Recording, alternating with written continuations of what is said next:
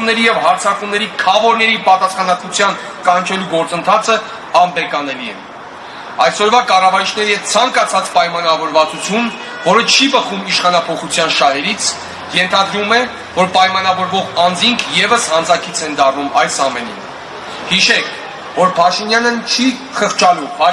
չի խղճալու ոչ մեկին եւ առաջինը պատժելու է նրանց, ովքեր կփորձեն խաղալ եւ աճ եւ ձախ կիսադաշտերում։ Մենք ստանձնել ենք իմպիչմենտի պատասխանատվությունը։ Ընտրությունները ցանկացած դեպքում լինելու են։ 2025 թվականին ցանկացած դեպքում հաջորդելու է 2026 թվականը։ Բայց հիշեք, մինչև 2018 թվականի Հայաստանն ու Արցախը, 2020 թվականի Հայաստանն ու Արցախը, 2023 թվականի Հայաստանն ու Արցախը եւ այսպես շարունակ։ Եվ ուրեմն ոչ ադրբեջանացմանը,